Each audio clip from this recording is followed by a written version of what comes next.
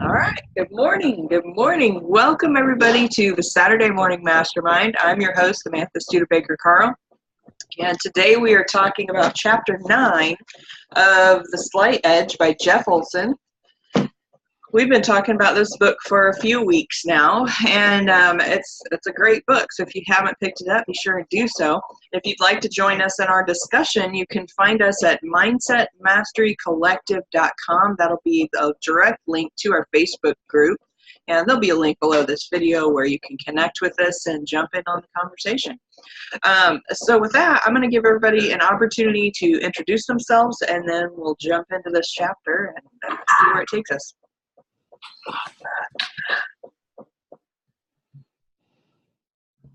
Oh, well, I'll hop out. I'm already out. Didn't even mute myself. Hi, I'm Sandy Root here in Miami Beach. Good to see you all, and looking forward to the discussion as always. And I'm Karen Lohoff, and here I sit in the Valley of the Sun, East Valley of the Valley of the Sun, and there's no sun. And so now I don't have any idea how to fix my what's it. So good to have you here, everybody else. Morning, everybody. Christina Irvin here. Phantom picture there because I don't know. Good to see everybody. Looking forward to talking about turning pennies into millions. Karen, you kind of look like you have the sun off to the left of you, though.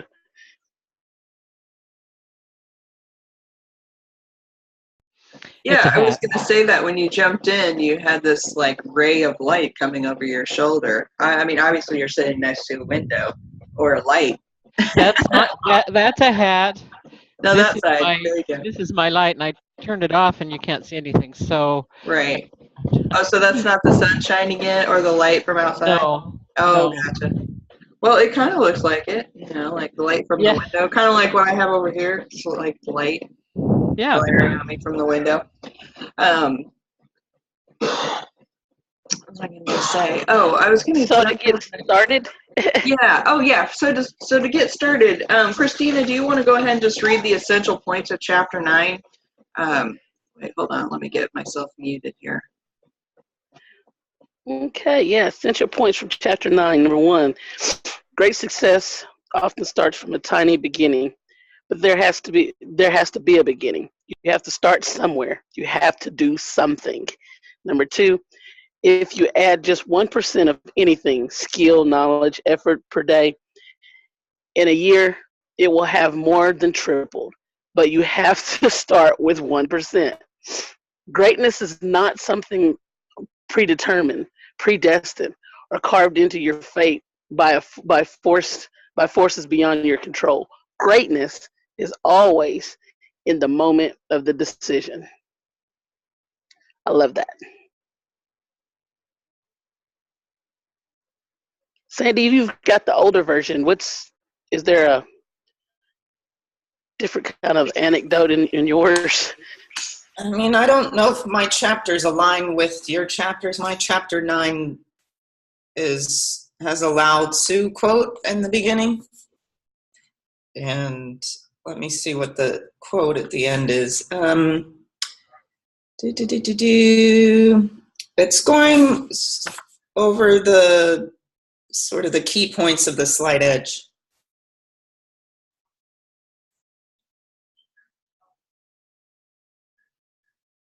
So I don't know. Should I read them? I don't think that's the same chapter. I think your book is one chapter off one way or the other. I think we determined that. Well, no, none of the chapters really look like what you're talking about. So I don't know. The books look completely different, really. So I don't know. Well, anyway, I guess we can start with the concept then, right? Yeah. It makes me wonder if when they rewrote they did the updated version, they never thought that a few people might get together and have a discussion, just happening to have opposite, different versions of the book, which is funny because, I mean, I don't know, hundreds of years, not hundreds, maybe hundreds, I don't know. There's been a long time. People would get together with a book club, right? And you'd think that they might, I don't know, consider that this might be involved in a book club in some way. I don't know, or some kind of discussion. But either way, it doesn't matter. It's interesting because we get to just read different versions of it and learn different things, and then we kind of bring a rounded conversation together. So it's not too bad.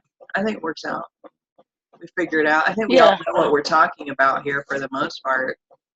Anyway. Yeah, I mean, the bottom line is that the first concept is that you got to start from somewhere, and the first place to start is with the decision.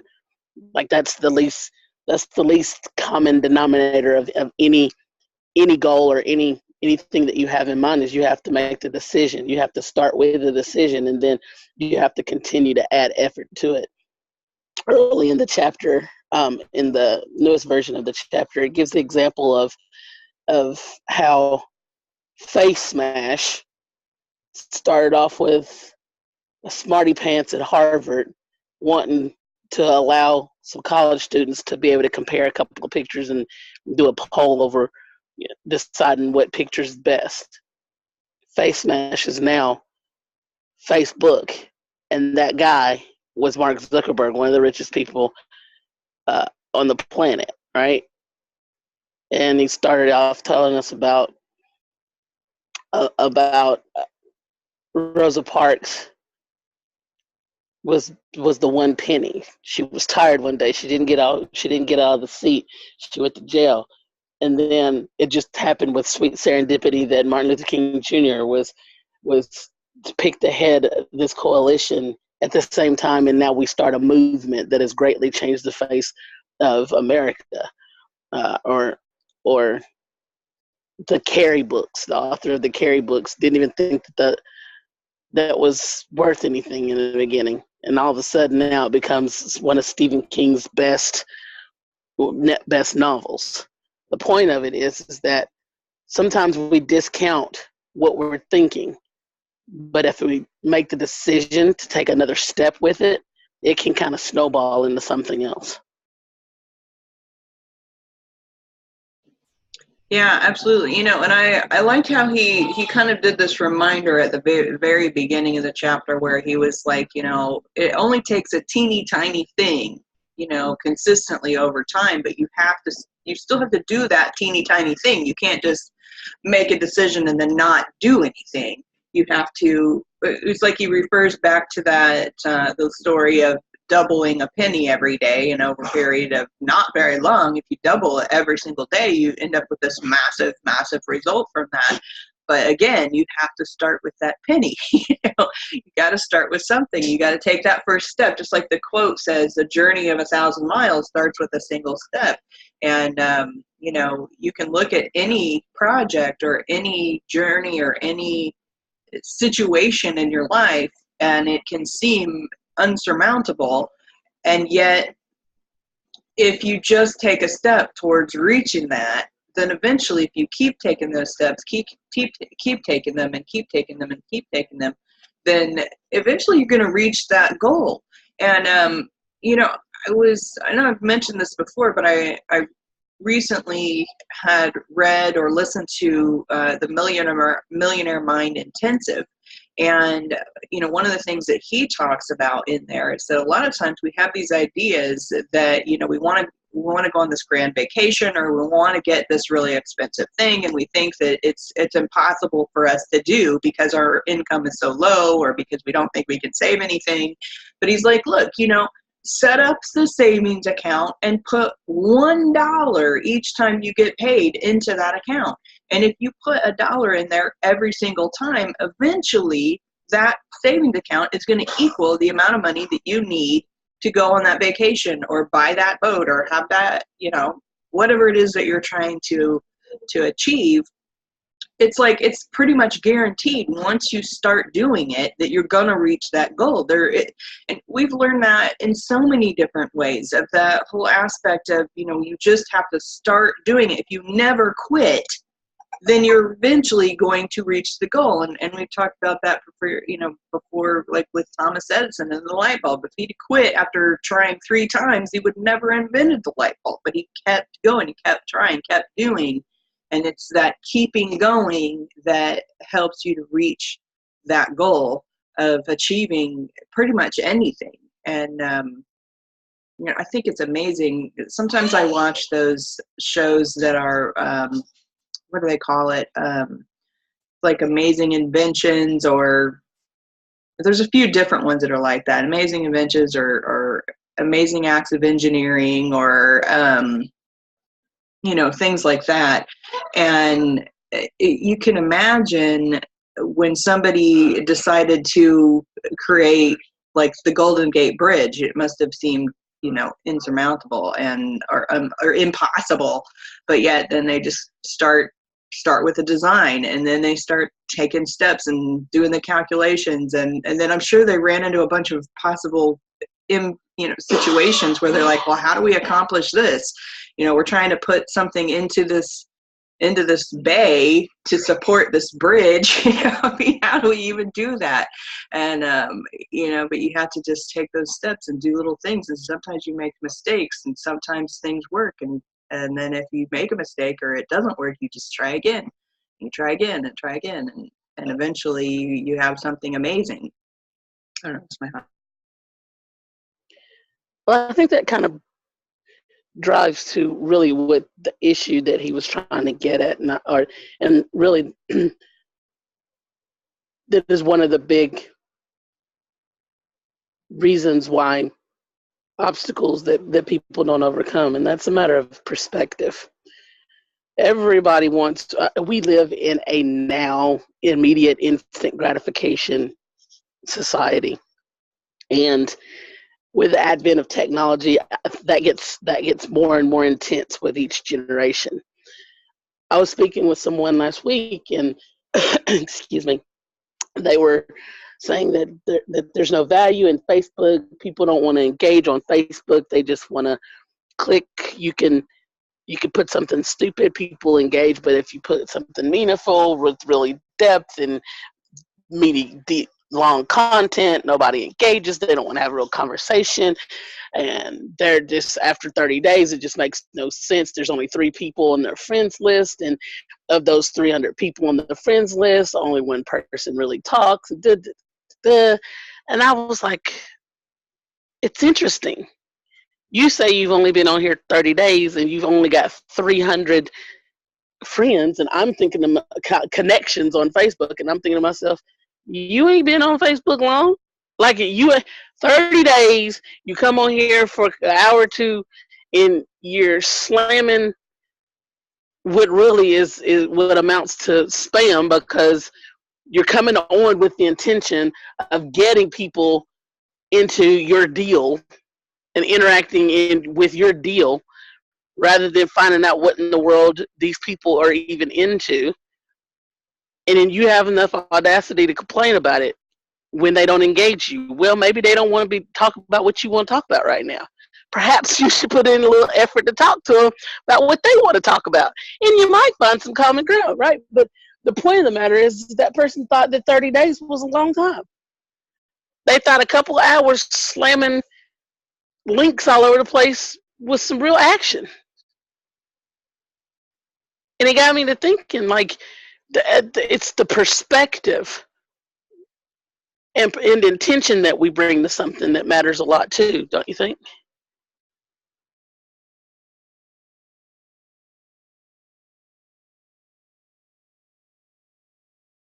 Well, I certainly agree with that. I've kind of had on my mind something that I've been working with this morning with a young man named Tim Ferriss, who wrote the 4-Hour Work Week.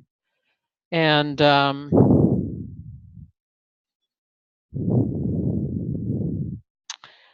he did a talk, I think it was in May, that was really a TED Talk. That was really an excellent TED Talk in terms of sharing that he does a practice every month or so, sometimes a little bit more often than that, based on his fears. And he really talked about it in reference to our goals.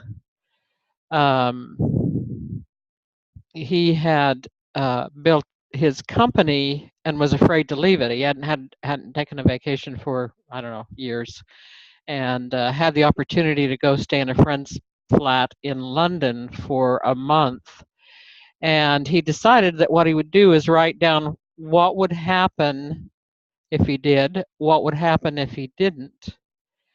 And he did 3 pages of asking himself some questions about that, decided to do it, ended up taking another 1.5 years to tour the world, came back, and his company had been better off without him. But the interesting thing to me is how often we stop ourselves. Oh my gosh, maybe not everybody does this, but there's lots of things that come up for me, and I think, oh, well, that's not going to work. Oh, well, that can't happen. Oh, well, somebody's going to stop me. Oh, of course, I don't have enough money. Of course, all kinds of things.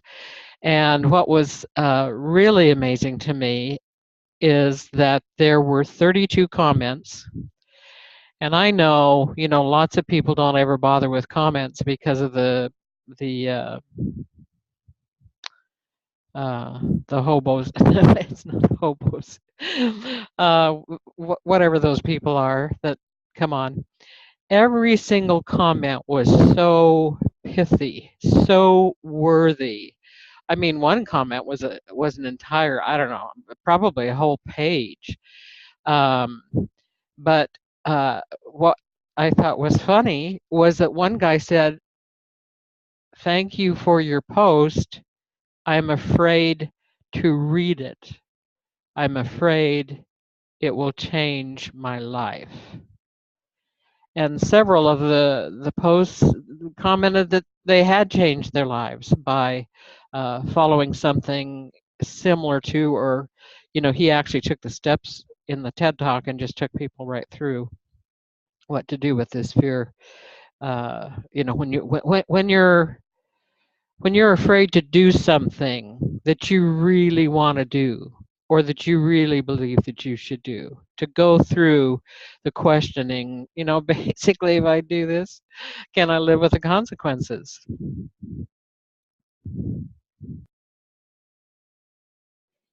That is a great point, Karen, and I'm glad that you brought that up, because I think that is the biggest thing of what holds people back. And a lot of times is they are afraid of what those consequences might be, even though they don't really even know what they would be.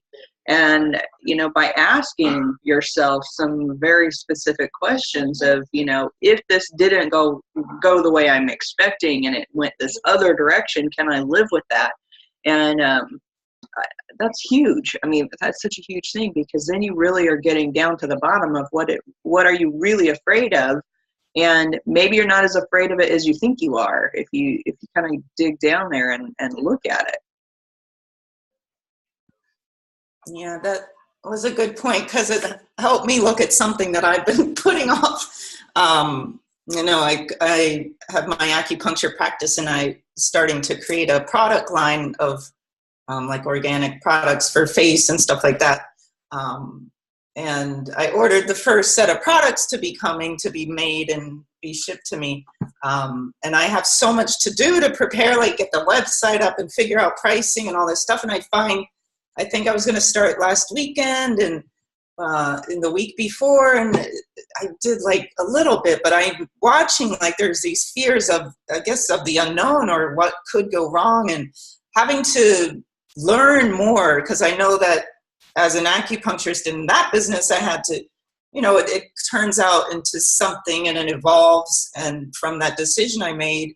And so I see all the things I had to learn and all the hurdles I had to go through to get to where I am in that. So I think that's what's making me sort of stop here, is like, there's going to be more hurdles, and there's going to be more things I need to learn. And do I need to charge sales tax? And what do I do? I need an accountant to help me with this, and just all these things. Like, what's a website going to look like? And then it just keeps stopping me. So I'm watching myself like, why, what is stopping me? And it's those fears of something going wrong, or the new hurdles I have to go over, of stuff to learn to make it successful, and then getting it out there before the holidays, so I better hurry up. Yeah, when you were talking before about making that decision, it was just making me sort of, I look at my past a lot and wonder about some things that I wanted to do in the past, but I didn't, more because my parents didn't want me to, or whatever.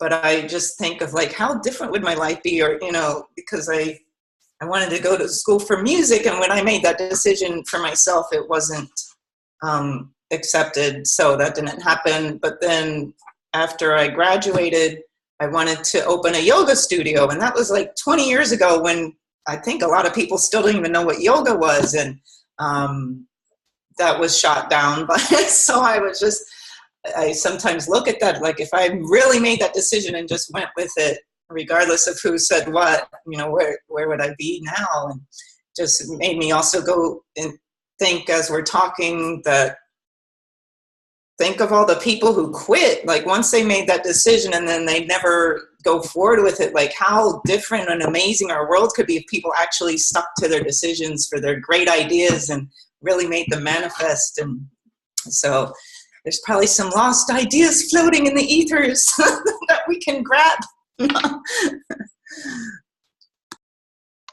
It's interesting because this discussion really, and it gets to reveal so many different things, because we all are doing our own thing and growing in our own ways.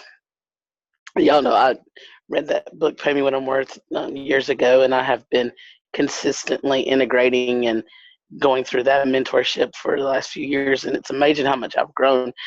The notion for me that I would go through the deduction of asking the questions and that ultimate question of, can I live with it? For me, could never do that. For me, that births the very overwhelm and fear that would keep me from doing something. But rather, I've learned to live in the moment and trust in that God voice and that intuition inside me, that He's given me what I need to discern what my next step should be, and to step in the next step without asking the questions, coulda, woulda, shoulda, if then that. Because look, I'm naturally inclined to if then that. I mean, that's risk mitigation is what I do for a living, right? So I'm naturally inclined to that, but I can if then that for forever and a day. And going back to the slight edge, I got to make the choice to take a first step in order to take that next step.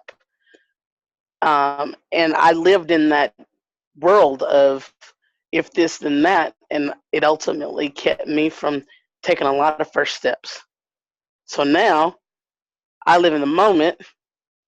I'm still learning this whole living in the moment thing, but at the very least, trusting in that the Lord has put in me what needs to come next, and whoever comes into my life happens to come into my life at the time when I need them to come, and the resources that happen to pop up when I need it to pop up, and the words that I need to say when I need to say, and the emotions that I need to navigate just seem to appear by just having a freed up bandwidth enough to listen and hear and receive the answers that are always all around me.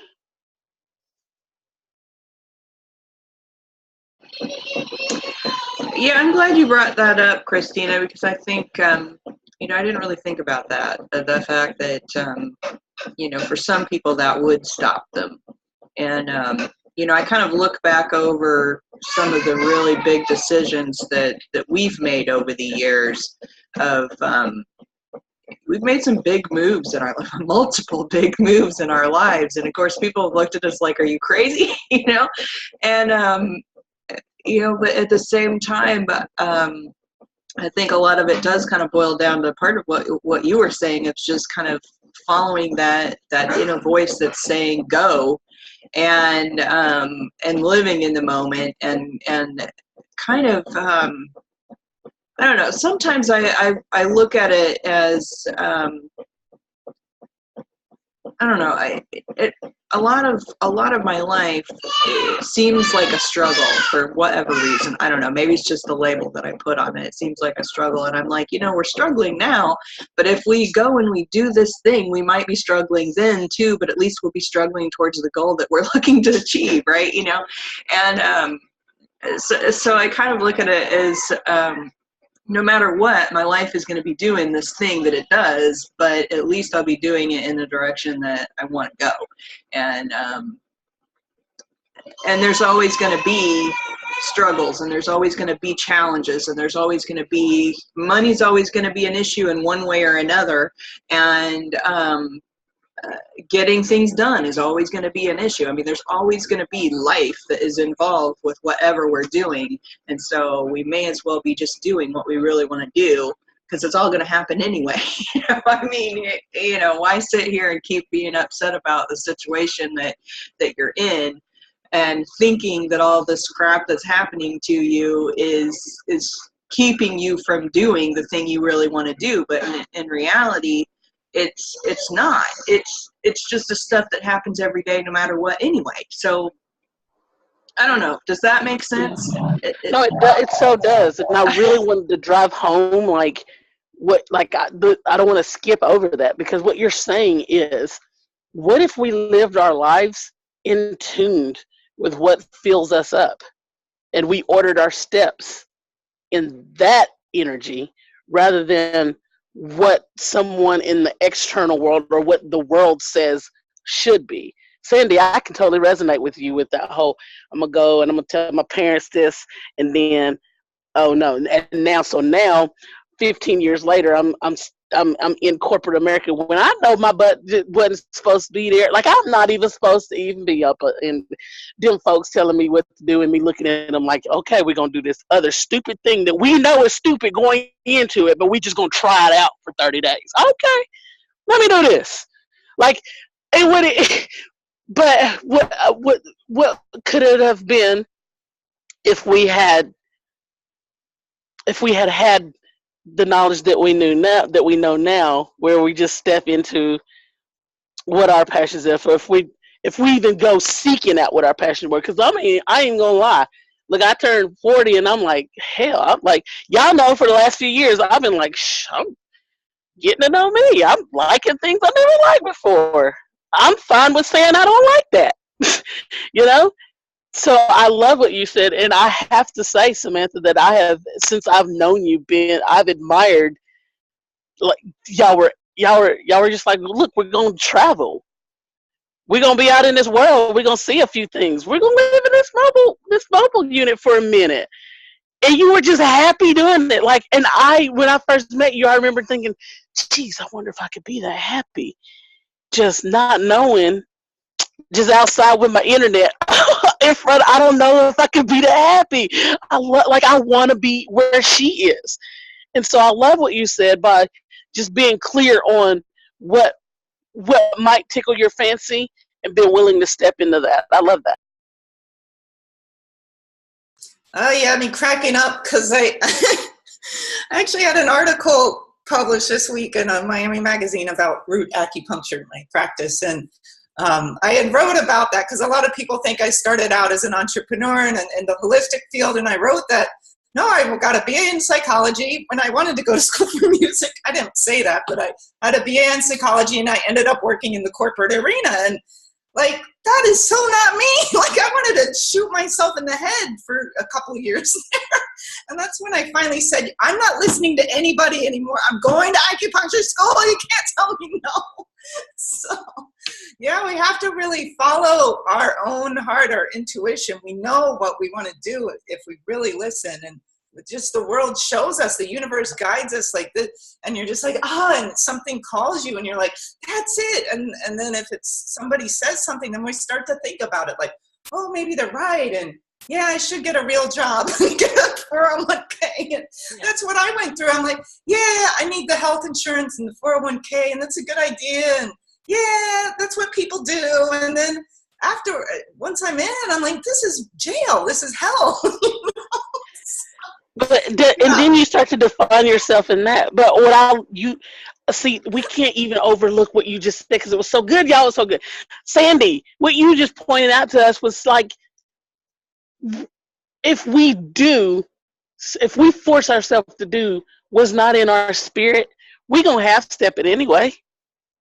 We're going to half-step it anyway. And if we're going to half-step it anyway, we're ultimately not going to be the best that we can be. Perhaps it will probably not even be a success. And so if I'm going to fail, why not fail happy? Why not fail filled up? Why not fail and still have a smile on my face and be like, oh, that did not work out, y'all. I'm going to go try this next thing. Like that is a fantastic space to be in. I don't know about y'all, but like I'm getting excited. I love it. Yeah, why not fail happy? Heck yeah, that's kind of been my philosophy over the last about 10 years. You know, before that, it wasn't that I wasn't that, but at the same time, I'm like, God, you know, things are frustratingly hard in my life, you know, and it was making me mad because I was working so freaking hard and things were not getting easier, you know, and I think that I think a lot of people experience that, is that feeling of I'm just never getting ahead. I'm never getting where I want to be. I'm never going to be able to do what I want to do. And it's so freaking hard. And I'm working my goddamn ass off and I can't work anymore. You know, those kinds of things. And I'm still not happy, you know, right? And, you know, one thing I have discovered is that, of course, all of that life shit that always seems like it's in the way of everything else is going to happen no matter what you're working towards. So you may as well work towards being happy, doing what you want to do. But then the other side of it is that since we've had this kind of new adventure coming back to Indiana, because like you were saying, I was super happy down there sitting at my camper, you know, hanging out in nature and all of that. And I fought this. I fought coming back here. It wasn't what I wanted to do. It was what Chris wanted to do. And I was upset about it. And I was like, you're trying to pull me out of my tranquil peace and take me back into the city hell and back to the freezing cold and all of this stuff, you know. And I was really upset about it. So my life was going in a direction I didn't necessarily want it to go. Now, and I think that that other people can relate to this in terms of like what Sandy was saying and what you were saying, Christina, about your parents saying, you know, okay, you know, you shouldn't do that, you should do this or whatever. And so you felt like maybe they were kind of controlling your life. And when you're in a relationship with somebody, sometimes you have to compromise, and that kind of feels like they're controlling your life, right? But what I've discovered is once I found that kind of find the happy place in my own self, and I stopped getting so much upset about expectations and things that I you know wished it had been or wanted it to be or you know, we talked a lot about this in the previous book with the Tao Te Ching about expectations and where our unhappiness actually comes from, and it's the things. It's how we think about the things that are going on in our life. It's those things. That's what causes us the unhappiness. And the more that I was sitting there thinking about all the unpleasantness that I was going to experience in Indiana, going back to the cold, the more upset that I was making myself.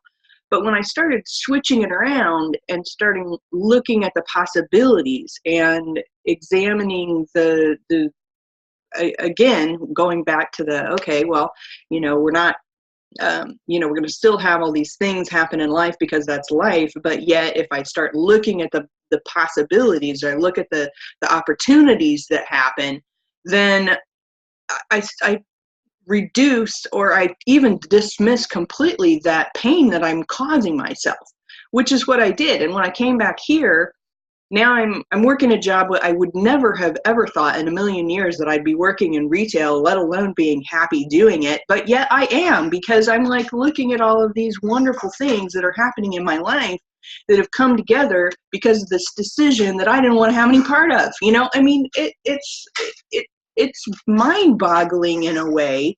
And I just started reading this book. It's called The Surrender Experiment, and I can't remember what the author's name is, and I have it on Audible, so I can't just pick it up and show it to you. But he kind of goes through a similar kind of journey in his own life where you know, he's kind of struggling with this. I've found this peace.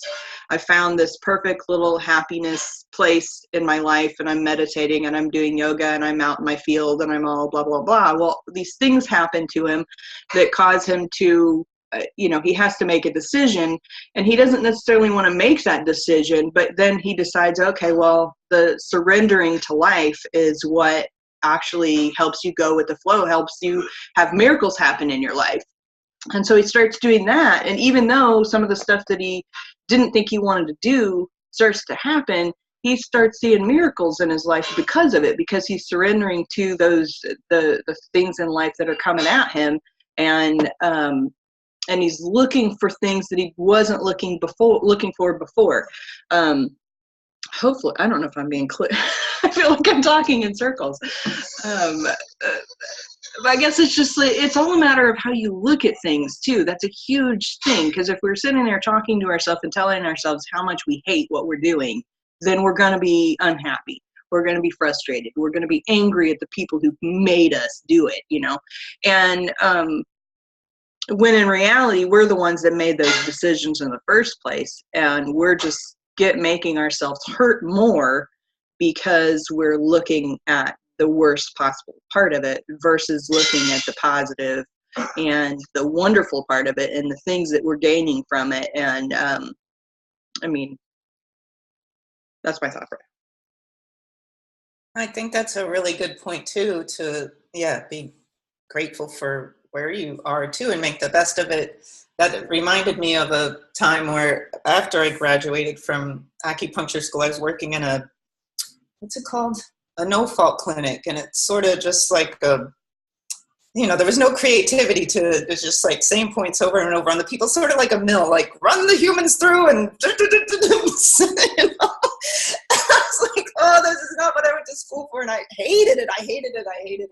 But then there became a point where I was reading a book. I forget what it was, but it helped me to really say, you know what, be grateful, you know, enjoy your time here, you know. And so I started to, I would ask the patients questions, you know, just about life in general. How's your day? And, you know, get to know them and the people I was working with, and try to make the best of it, even though it was so boring and really long hours.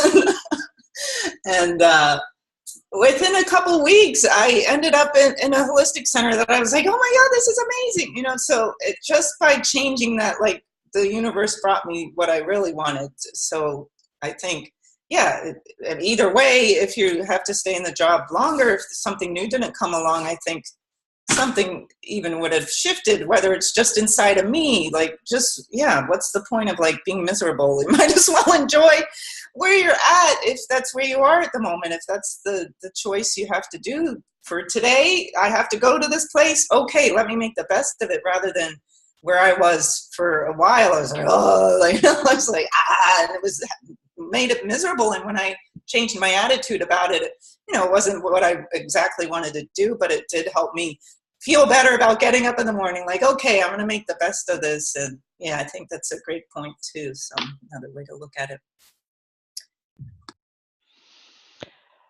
I've had some different thoughts. I mean, they've tied in, I think, but can you guys hear me breathing?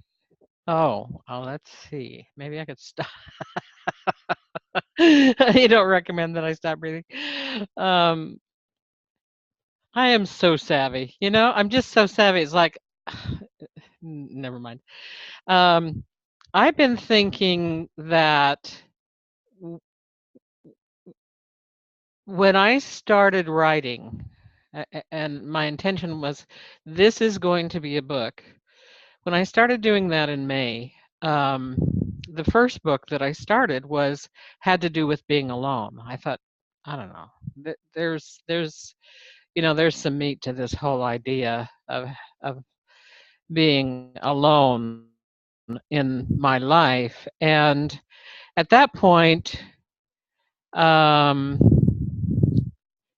I guess I guess my son's girlfriend and his son had moved out. Her son had moved out, and I want you to know, with my son, his girlfriend, the son, I was feeling alone, plenty alone. I mean, I was not involved in the meals. I was not involved in the activities. I was just, it's just a fixture, so to speak.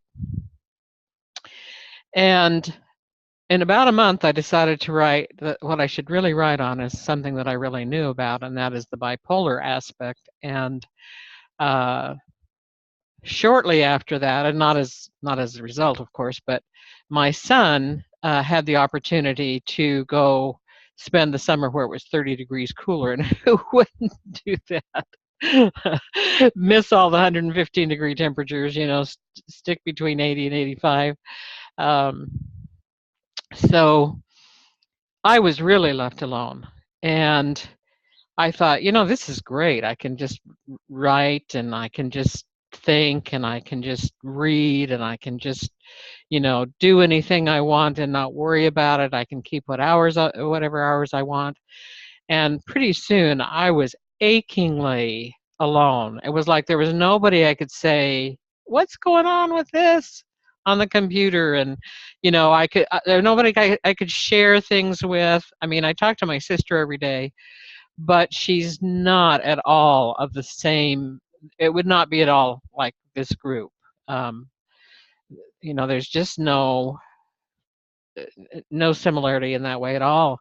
And I've got friends that I can talk to on occasion, but sometimes in your life things you're just better off being alone. And yet I was noticing, plus I was reading all this information about how really damaging and devastating and threatening it is when people are isolating like that. I mean, when there's days that go by, you don't see anybody, you don't talk to anybody, nobody checks on you, nobody, cares if you have enough food, nobody cares if you're, laid up, nobody cares if you died in the shower. I had a cousin who died in the shower. She was younger than me, and I was like, ooh. So, of course, I have my invisibles. I had talked at one of the early sessions that we've had, I think it was 2 books ago, and I had mentioned my mastermind of invisible counselors, and how it was, kind of dozen folks that I named, but then, myriads of people beyond that. And one of the comments here was, well, I think we all have kind of a group like that, whether it be angels or it be whatever. And so I thought, well, angels, I probably have some angels and I don't know who they are. So I threw them in the mix, and pretty soon they were up in my light fixture, right to the upper right view, if I looked up with my eye. And I realized, as I was learning about accepting help, about seeking help, that we all have to do that. We really can't do anything that we do, any accomplishment, any goal that we do, totally alone. And so I'm thinking, well, maybe I should just kind of talk to them nicely, as opposed to saying, don't you get tired of testing me? and sometimes I will do, I don't know who's snapping there, but I'm hearing somebody. I do jigsaw puzzles, and I hear that, that snap, and I'll think, oh, thank goodness, out of all these hundreds of pieces, here I finally found two, and I'll say thank you, and I'll look up, and thank you, thanks for the help, and it has made a lot of difference to me that I am accepting help. I'm I'm Sandy, we heard you blow your nose.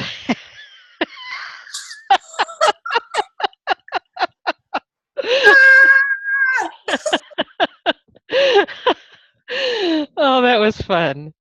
That was fun because I was thinking of blowing my nose. So I think I'm done here.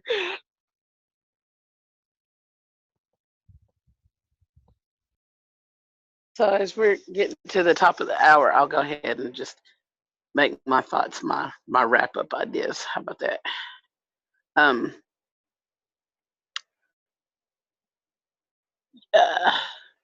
Samantha, well, everybody was talking, and two things jumped out in thinking back to the chapter, and that is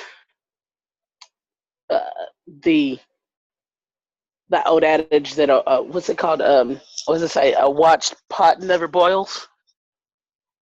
Is that what it was? I think it's something like that. A watched pot never boils. And basically, and listening to Samantha, you were talking about how you were feeling about moving from your bliss in nature, going back to the city and everything, and in the cold and everything, and how that was feeling. And then all of a sudden, you kind of shifted, and things got better. And it just reminded me that literally, even when it comes to the time, or when it comes to are we making any progress, or even when we're in where we are right now, it's where you're putting your energy. I agree, Sandy. Like it had gotten to the point where I was miserable in corporate America. I remember one day I was sitting at my desk and tears were just flowing down my face, and I didn't even realize that I was crying. I didn't consciously start crying. I just happened to feel drops fall on my hand and realize, oh God, I'm crying. That's how miserable I was. And it was when I shifted my energy. Now everybody's going crazy. It's really stressful right now. We've got audits like crazy going on. Everybody's ready to shoot each other. And I'm like the blissful chick. I'm like, why is everybody tripping? Hey, calm down. What can I help you with? Lord Jesus. Like, I'm literally the one happy, smiling face most days. And it's because I realize, okay, no, I'm not trying to get this job, these people, these corporate world is never going to value me. And more importantly, I need to stop looking to them to value me. I don't need their acknowledgement. I'm a boss bee. I am. And I don't need them to acknowledge that. Like when I made just some subtle shifts. No, this isn't going to be my forever. I am not going to be 79 years old still working up in here. Like I'm out, I got a plan. I'm gonna work this plan for these years, and I'm gonna be doing me. I'm gonna be, but in the meantime, I'm gonna be growing me, and I'm gonna be fulfilling me, and I'm gonna be stepping into my own, driving my own world, my own ship, rather than waiting for trying to fit into the box that the world is putting me into. They don't know me, and hell, at this point, I don't know me because I've been trying to be what they want. But when I stepped out of that, when my energy shifted from watching, from oh God, this is horrible. Oh God, they don't value me. Really, this is all my raise is. I cannot believe I just saved the day and nobody said thank you. Like when I stopped focusing in on all of that, and I started feeling the gratitude in the little things, my coworkers tripping out, and I'm like, girl, stop tripping out. What you need? Let me help you out real quick, and finding joy in that. When I started getting up and not thinking, oh, Lord, I got to go to work. Okay, really, how many absolute minutes do I need to get to work on time? If I could just sit here a little longer in my house and not have to be bothered with them people. Like, when I shifted my thought process, Like that adage, the boiling pot or watch pot never boils. All of a sudden, things have just started to happen. They just started clicking, and I'm one step closer to getting out of there. Because it's not about me going just going through the motions to get through the days to get out of there. So I just say to everybody listening, that where you put your energy, if you spend your energy on the negatives, if you spend your energy on, and this is not just to say some happy, oh, think positive thoughts. No, because I don't believe in that whole notion of saying think positive thoughts and all of a sudden you're thinking positive thoughts. But there is something to that snowball effect of you're thinking this is going to be bad, this is going to be negative, and then all of a sudden now the only thing that you can experience in your mind is the negative without seeing the positives. So I'm just saying, when it comes to the perspective of time, what you're doing, be careful of the energy that you are driving, because that whatever energy you're driving, you're going to let more of that in. So true, Christina, and I feel like this really brings this whole thing together. I mean, we've kind of been bouncing around on our topics a little bit. And, first we're talking about taking little steps to reach a goal. And then we talk about our emotional lives and things that we've had happen in our lives. And that perspective is huge, because if we say we're sitting in a job that we don't like, or a life situation that we don't like, and we feel like there's no hope, and we're afraid to make a change, and we're, we feel like we are the victim of the situation. We've been forced into this situation one way or another, or whatever. That's how we feel at the moment, and we think we can't do anything about it. But the truth is that if we shift our perspective just a tiny bit and say to ourselves, and we use this slight edge principle, and we say, if we can do one little tiny step towards making a change in our life, then all of a sudden we have gained the power in our lives. We have made that choice that we are not stuck, that we are not the victim, that we are not forced to be here and forced to experience something that we don't like. We have a choice now.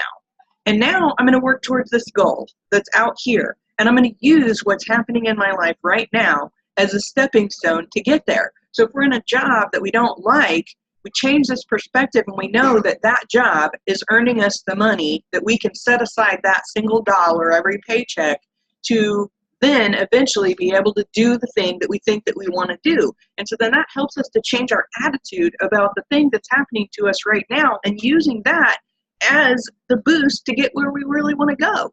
And that, when you get that, that you have the power, and that you can take these little teeny tiny baby steps, whatever they are in your life, to get that goal, and that as long as you keep taking those baby steps that you're going to reach it, then no matter what is happening to you in your life right now, no matter how bad it seems, no matter how unsurmountable or insurmountable, I don't even know which one of those words is right, but I'm using both of them because it means the same thing to me.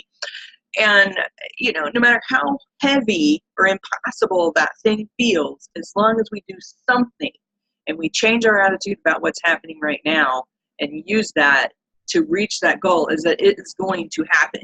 Period. It will happen if you keep going towards it. And, I love that, Christine. I love that you have been able to make that change in your life internally, so that this crap that's going on right now, even though you don't love being in corporate, is that you can now use that to work towards the thing that you really do want.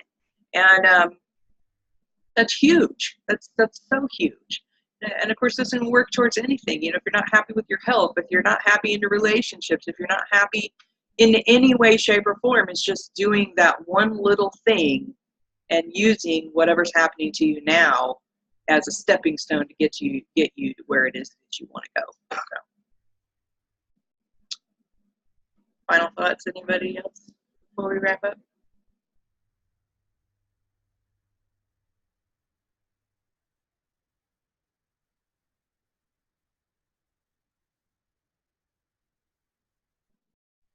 Nobody else has anything else to say? Yeah.